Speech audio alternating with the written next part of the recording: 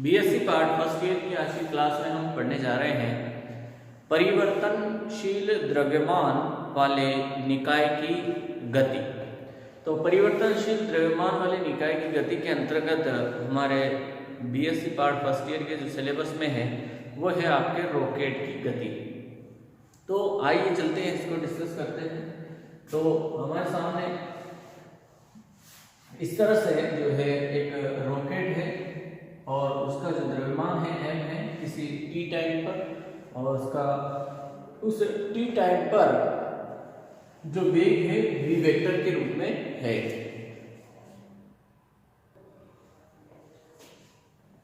कुछ समय पश्चात t plus delta t time period पे जो रॉकेट है वो पृथ्वी के तल से ऊपर की ओर उठता है, प्रारंभ होता है और इसका वेग v plus delta v vector हो जाता है। और जब ये ऊपर की ओर उठता है तो इसमें से जो है ईंधन भरा होता है, तो वो ईंधन जो है गैस के रूप में जल करके गैस के रूप में जो है नीचे की तरफ निकलता है। तो यदि ईंधन जो निकल रहा है जल करके उसका द्रव्यमान डेल्टा m है और डेल्टा u वेक्टर वेग से नीचे की ओर गतिशील है, और ये इसके रॉकेट की दिशा के विपरीत, रॉकेट की गति की दिशा के विपरीत जो है इस गैस का जो डेल्टा m द्रव्यमान है इसकी गति रहती है। यानी कि ये जो है एक प्रकार से क्रिया प्रतिक्रिया के नियम पर कार्य करता है। जो प्रेशर है वो नीचे की तरफ निकलेगा, तो प्रेशर के विपरीत जो है रॉकेट क्या करता है, ऊपर की ओर गतिशील होता है।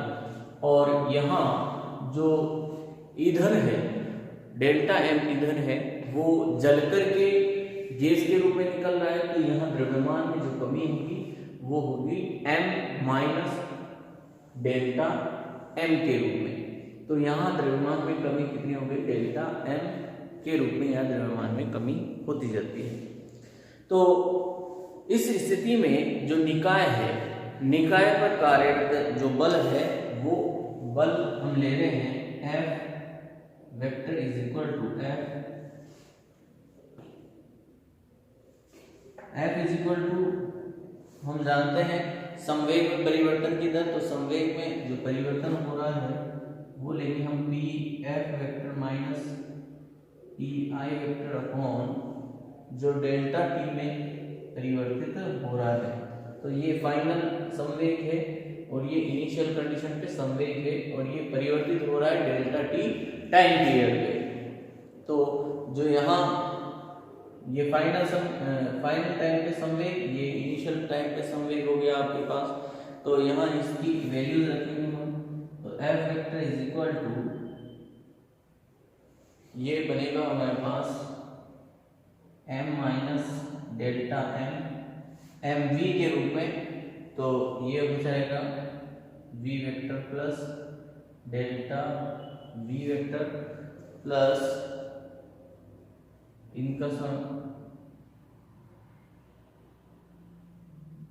Delta m u vector minus initial condition पे जो संवेग है उसको घटा देंगे हम m v वेक्टर के रूप में डिवाइड बाय डेल्टा t। अब इसको ओपन करते हैं हम, तो m को सबसे पहले मल्टीप्लाई करेंगे, तो m v vector plus m delta v vector minus delta m v vector minus delta m delta v vector minus का m v vector plus delta m u vector के रूप में ये हमारे पास पद बनता है। तो जो यहाँ पर कैंसिल हो रहे हैं mv से mv, यहाँ आपकी कैंसिल हो जाएगा, तो हमने इसे कैंसिल आउट कर दिया है mv से mv, और जो पद यहाँ हमारे पास शेष रहेंगे उन्हें हम इस प्रकार से लिखते हैं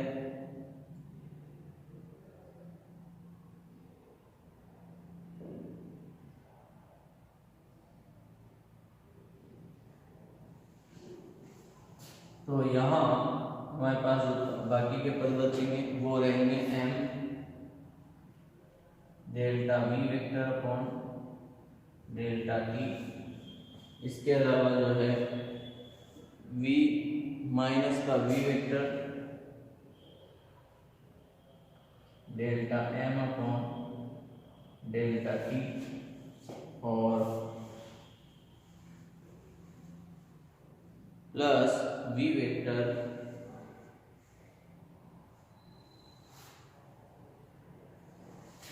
plus u vector delta m upon delta t के रूप में हमारे पास एक पद बचेगा और माइनस का del m del v vector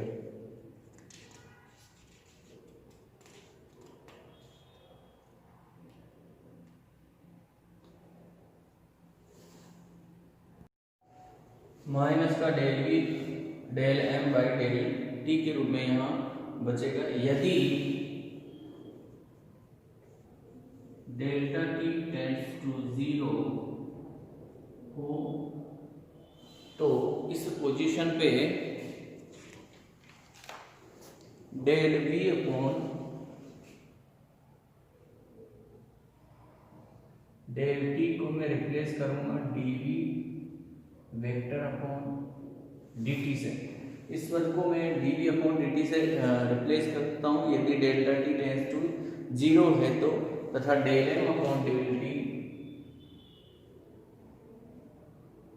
को मैं रिप्लेस करूंगा माइनस का dm अपॉन dt से, माइनस का dm अपॉन dt से, क्योंकि द्रव्यमान में जो है धीरे धीरे कमी आती जाएगी। और del v vector del m upon del t इसको हम नगण्य कर सकते हैं। तो देखिए ये इक्वेशन इस तरह से चेंज हो जाएगी हमारे पास f vector is equal to m dv by dt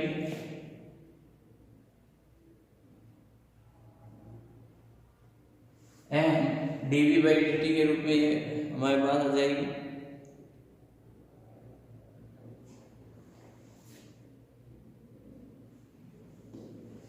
plus v vector dm by dt v vector dm by dt plus u vector, तो यहाँ माइनस है तो minus u vector dm upon dt के रूप में ये इक्वेशन हमारे पास आती है m dv vector upon dt plus v vector minus u vector, या हम इसको यहाँ से जो है m dv बाई dt के रूप में निकाल m dv vector upon dt is equal to f vector plus u vector dm upon dt minus v vector dm upon dt। तो m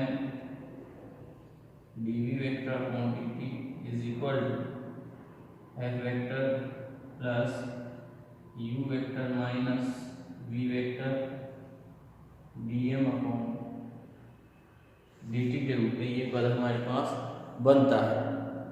आगे आइए इसे देते हैं हम इक्वेशन नंबर फर्स्ट। ये इक्वेशन नंबर फर्स्ट हमने इसे दे दिया। रॉकेट के सापेक्ष जो निर्गत गैसों का जो वेग है वो निम्न प्रकार से रहता है। जो निर्गत गैसों का वेग है वो इस प्रकार रहेगा v r वेक्टर बराबर u vector minus v vector के रूप में। जो निर्गत गैसों का वेग है वो इस तरह से रहता है। इसे देते हैं इक्वेशन नंबर 2। तो इस वैल्यू को यहाँ पुट करते हैं तो m dv vector upon D T is equal to F vector plus V R vector D M upon D T के रूप में यहाँ ये पद हमारे पास बनता है। और इसे लेते हैं हम इक्वेशन नंबर 3। तो F बराबर किसके होता है, mg के बराबर होता है, क्योंकि F is equal to mg, तो m dv अपॉन dt is equal to mg plus V R vector dm upon dt के रूप में ये पद हमारे पास बन करके आता है। और इसे देते हैं हम इक्वेशन नंबर 4, समीकरण 4। अब देखिए यहाँ mg तो जो है रॉकेट पर, ये जो mg फोर्स है ये रॉकेट पर जो है लगने वाला गुरुत्वीय बल है। रॉकेट पृथ्वी के विपरीत दिशा में गतिशील होगा तो रॉकेट पर जो गुरुत्वीय बल लगेगा वो कितना लगेगा, mg के बराबर लगेगा। और गैस के कारण जो प्रतिक्रिया बल लगेगा वो इसके बराबर होगा। तो गैस के कारण जो प्रतिक्रिया बल लगेगा वो इतना होगा और गुरुत्वीय बल का मान इसके बराबर रहता है। तो हम जानते हैं यदि रॉकेट v वेक्टर वेग से ऊपर की ओर जो है गति करता है तो इस स्थिति में जो वी आर वेक्टर है और mg जो है वो कहाँ लगेगा, वो ऊर्ध्वाधर नीचे की ओर लगता है, ये बल भी नीचे की ओर लगेगा। और वी वेक्टर जो गैसों पर का जो वेग है वो भी किसकी ओर लगेगा, नीचे की तरफ रहेगा। तो इनका डायरेक्शन क्या होगा, रॉकेट की गति के विपरीत दिशा में नीचे की ओर होगा। इसलिए डायरेक्शन के अनुसार यहाँ हम जो है इसे इस तरह से लिख सकते हैं, according to direction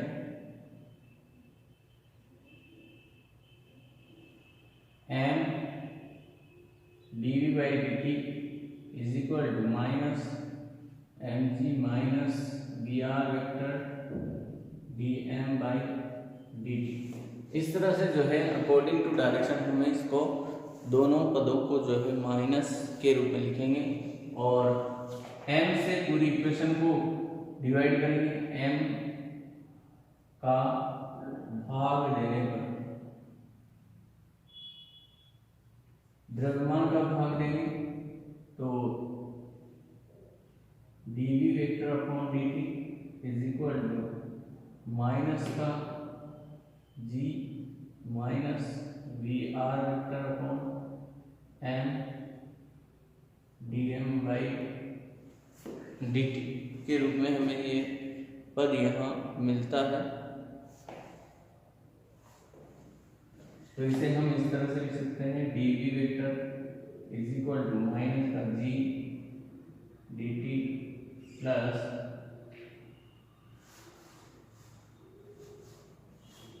minus V R vector upon m dm के रूप में हम इस पूरी इक्वेशन को लिख सकते हैं। और इसे इक्वेशन नंबर 5, ये हो गई हमारी इक्वेशन नंबर 5। तो समीकरण जो 5 है, इस समीकरण 5 का जो है हम समाकलन करेंगे।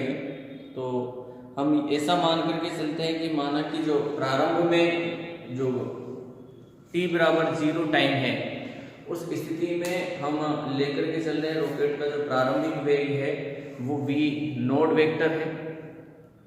और इसके अलावा जो द्रव्यमान है इनिशियल कंडीशन पे वो m नोड है और जो वेग है वो v नोड वेक्टर है t बराबर 0 टाइम पे। और t समय पश्चात उसके जो रॉकेट का वेग है वो v वेक्टर हो जाता है। तो समीकरण जो 5 है, हम इस समीकरण 5 का जो है समाकलन यहाँ करते हैं। तो आइए इसका समाकलन करते हैं। dv vector is equal to minus G D T minus V R vector upon M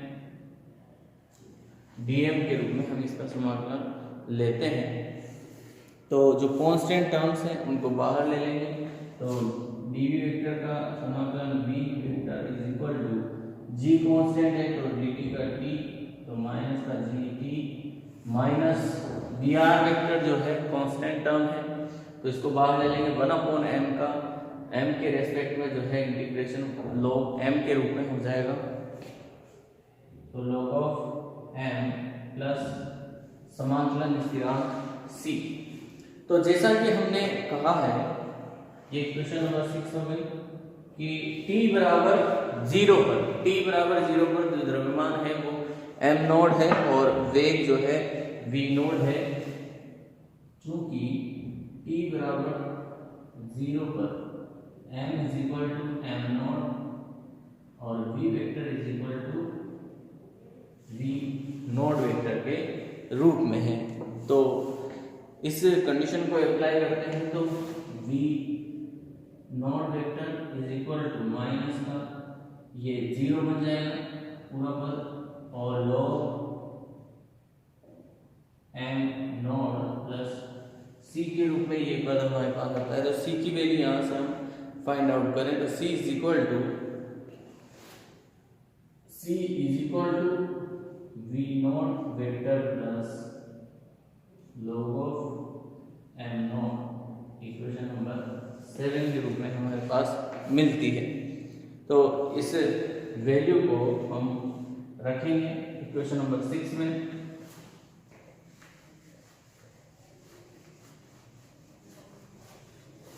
तो फ्रॉम इक्वेशन 5 एंड 6 तो रखिए वैल्यू। तो v vector is equal to minus का G T minus log of m plus v naught vector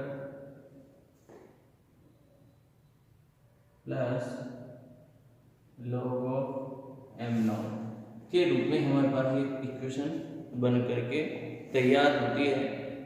तो यहाँ हम v vector is equal to तो देखिए इस इक्वेशन में हम जो कांस्टेंट टर्म अलग पद हैं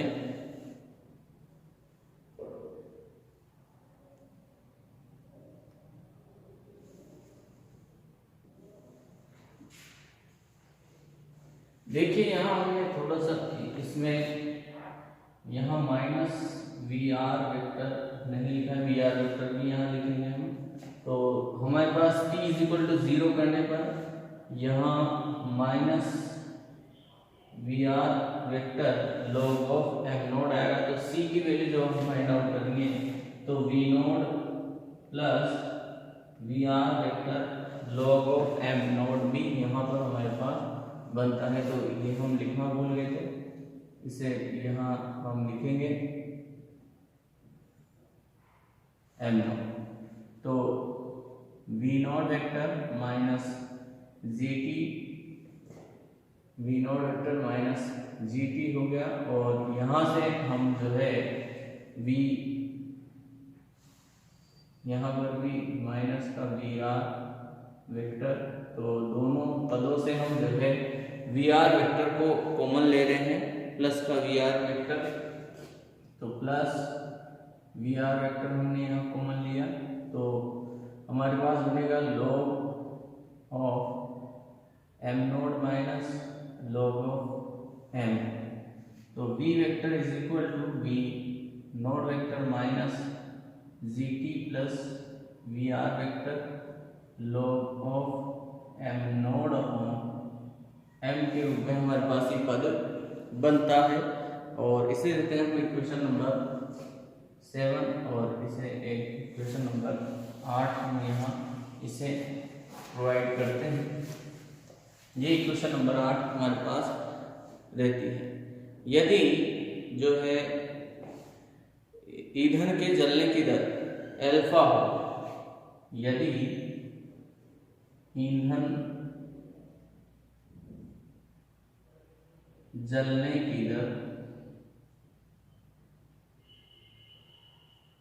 अल्फा हो तो अल्फा के रूप में है ईंधन जलने की दर, तो द्रव्यमान संबंध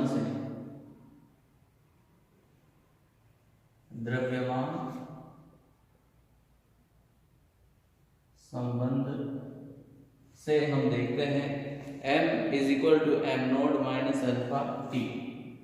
m is equal to M naught minus alpha T के रूप में इक्वेशन 9 हमारे पास बनती है। इक्वेशन नंबर रहने दो इसको, तो ये हमारे पास बनती है। तो m की वैल्यू यहाँ इक्वेशन नंबर 8 में पुट करेंगे, तो v vector is equal to v naught vector minus G T plus V R vector log of M naught upon M naught minus alpha T की यहाँ वैल्यू हमने रखी, तो is equal to V naught vector minus G T minus V R vector log of M naught minus alpha T upon M naught. मैंने पदों को change कर दिया, इसलिए हमने माइनस यहाँ रखा है, माइनस कॉमन लेके, तो ये पद हमारे पास बनेगा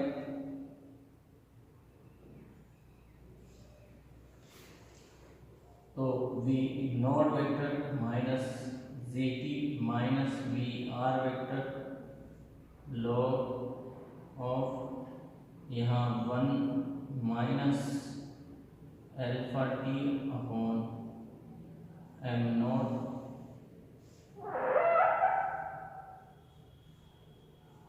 के रूप में ये पद हमारे पास बनता है, और इसे देते हैं हम इक्वेशन नंबर 9। ये इक्वेशन नंबर 9 हमारे पास रहेगी। तो यहाँ देखिए कि जो अंतिम वेग की बात करें, तो अंतिम वेग के लिए जो टी समय है वो टी समय संपूर्ण ईंधन जलने में लगा समय होता है, और जो ईंधन है m द्रव्यमान का, जो ईंधन है रॉकेट का अंतिम द्रव्यमान होता है, और v वेक्टर वेग रॉकेट का जो है अधिकतम वेग होता है।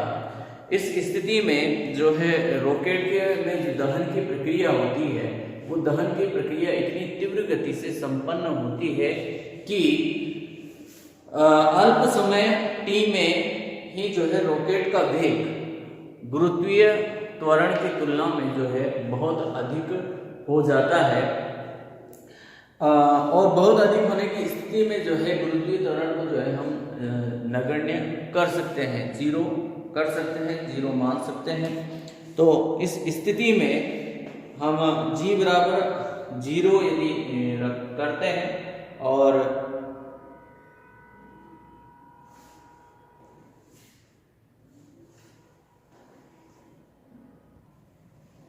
करते हैं, तो ये जो हमारे पास इक्वेशन नंबर 8 है, इससे हम लेते हैं इन सभी बातों को कि यदि टी टाइम अधिकतम टाइम है रॉकेट के जलने के लिए, और अंतिम जो द्रव्यमान है वो m है, और रॉकेट का अधिकतम वेग v वेक्टर हो जाता है, तो उस स्थिति में v वेक्टर समीकरण 8 से